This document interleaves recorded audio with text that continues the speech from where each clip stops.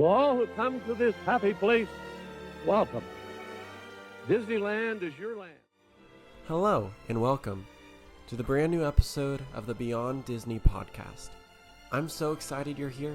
Whether you've been here before or you're listening in for the first time, this is the place for you. Today's episode is going to be a little different as we're going to take a turn down into the Disney parks on my recent trip to Disneyland for the 70th anniversary. But before we do, I want to remind you to subscribe, leave a like, and tap that bell icon so that you will never miss an adventure. Now sit back, relax, grab your Mickey ears and get cozy so that we can go on a journey beyond Disney together.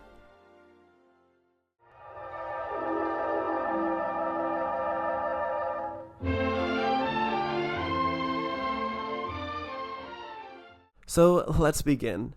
I had the opportunity a few weeks ago in the beginning of August to go to Disneyland for the 70th celebration. Now, luckily, I was there a week before they started decorating for the Oogie Boogie Bash, which is their Halloween party that they do every year, but they seem to decorate a little early. Now, they had just replaced the 70th merch section with their brand new merch for the Halloween celebration. And what's nice though is they still had the 70th anniversary merch. They still had the 70th anniversary as the primary decoration, so I wasn't missing out on anything that had happened a few weeks prior. I actually was able to pick up a few pieces of merch from a 70th anniversary button-up shirt with a vintage map style on it and a blanket with a similar design. Now, the 70th had a lot of cool merch. I've got to give it that. They even had this magic key that you could go throughout the lands and unlock different icons on the key that would appear. And then once you unlocked every icon, the music would stay on the key and they'd play. And then at the last one, at the gate entrance, you would hear the Phantasmic music play and then a pin would pop out, which is pretty creative in my own opinion, which I believe you can still get if you are planning to go to Disneyland in the next few weeks or months. Another part that I really enjoyed from this celebration was all the shows. World of Color at Disney's California Adventure was something special because they were not only celebrating the 70th for Disneyland, but also for the Muppets, and then the 30th for the Goofy movie. And in this show, they actually had some tributes to both of those movies. The World of Color would open up to the Muppets doing a funny little introduction saying this is the disclaimer and telling people not to jump into the bay, which I'm still unsure as to what they meant by that. Maybe people have jumped into the bay? I don't know. But it was still a cool show nonetheless.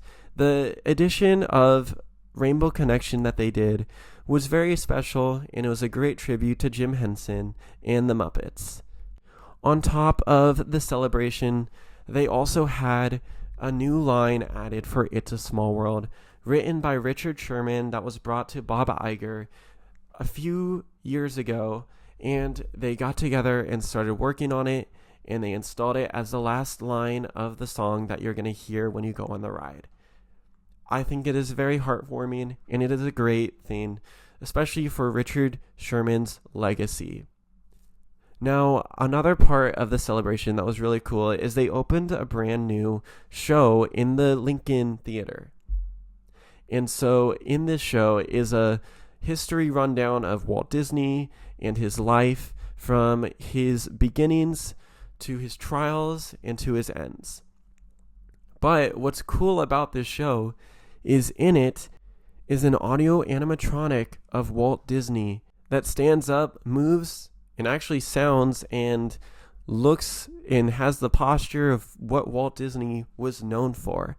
Now, there is some controversy covering the Walt Disney animatronic from his face, and as far as I could tell from where I was sitting, it looked fine to me, but you really have to look deeply if you want to see it clearly.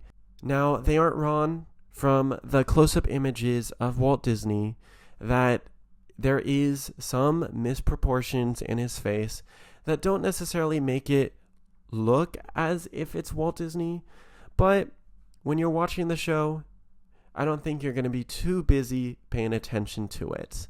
Oh, what I loved was also the characters' costumes. The 70th fluorescent colors really made the characters stand out. Now, I know a lot of people have different opinions on the costumes as well, but I thought they were very unique for the celebration, bringing something that we don't normally see for celebrations like these ones. Now, something else happened while I was there, and you can actually find this video on my Instagram, Beyond Disney Podcast, where I actually ran into and saw the filming for Oswald the Lucky Rabbit, an original series coming to Disney Plus in 2027. Now, that was a cool experience because as I was standing off to the side, a cast member came up to me and said, "Isn't this cool?" And I was like, yeah, we're witnessing history right now, as you don't get to see them filming a show for Disney in the parks often. So I thought that was a really cool thing to see. I saw Jon Favreau in the cast of the show, which was a cool experience to say the least. Now, it was even cooler because as you walked around the park during the day, you actually saw them moving around frequently from the Disney Railroad to Fantasyland. And if you were in the parks earlier, you saw a sign saying, hey, if you walk in this area, then you are saying it's okay for us to use the video footage for our show. Now, another thing that I really love about the Disney parks, especially Disneyland, is the food. Now, recently I've had to go gluten-free, but what's really nice about Disney is they have a lot of different options still available for those who have gluten allergies. They have a dedicated section with all their treats and goodies, and then also, if you're a big churro lover, you're not going to be able to find gluten-free ones at the Disneyland park, but I've heard that you can find them at Epcot or Magic Kingdom in Disney World. So, luckily, I found an alternative. The churro popcorn. I saw this and I looked up online, what is churro popcorn? And I was confused at first because I was thrown off by the ingredients, but I decided to give it a try. And man, the best flavored popcorn I've ever had.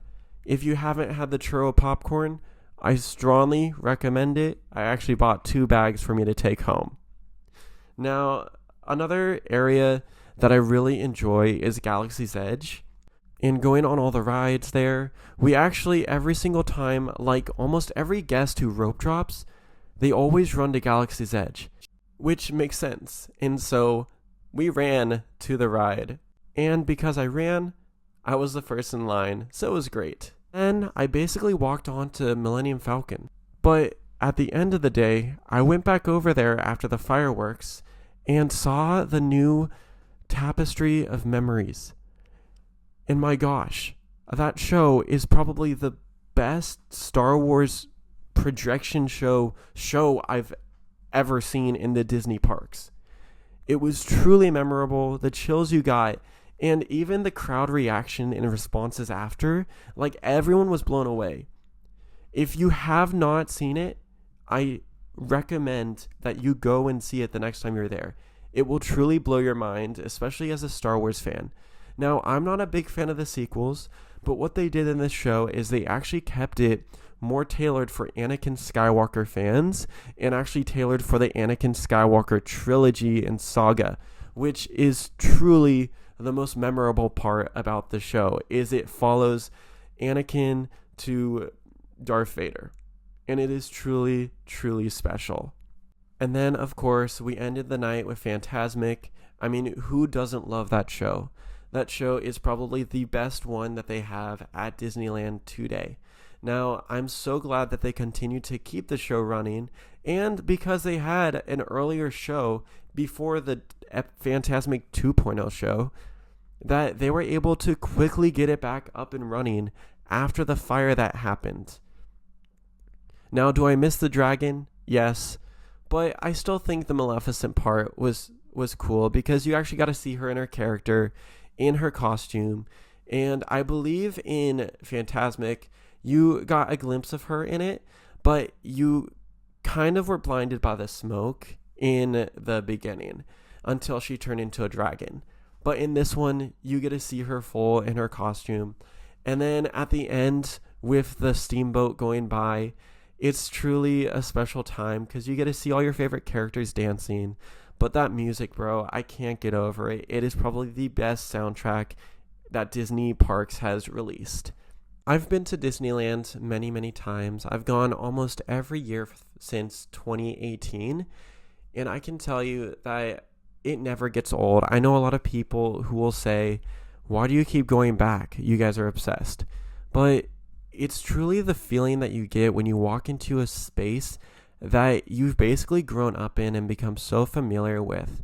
And the part of that has to do with the movies and the experiences you have as children and why it becomes more memorable than you'd actually think it would be. Now, like I said in that first episode, is the nostalgia factor is actually a huge contributor to this point of why people keep going back to Disneyland or Disney World. And I mean, I can't blame them. I can't say anything as someone who continues to go and is an avid park enjoyer. So I know this episode is shorter. Thank you so much for listening and coming on to hear me talk about my experience of the 70th anniversary of Disneyland. It was truly a memory I won't forget. It was a time that I would love to go back and visit again and again. But as Disney once said, let's keep moving forward.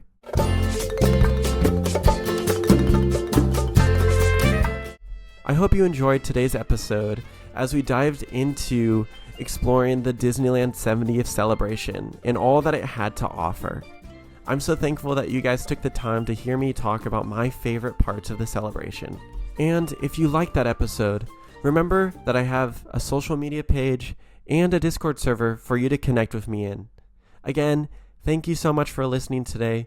Don't forget to like, comment below what you'd like to see next, subscribe, and also hit that bell icon so that you'll never miss an episode. Again, thank you so much for being here. There's still so much more information to dive into while exploring the facts, the history, and the magic of Disney. Until next time, let's keep moving forward into the great and beautiful tomorrow.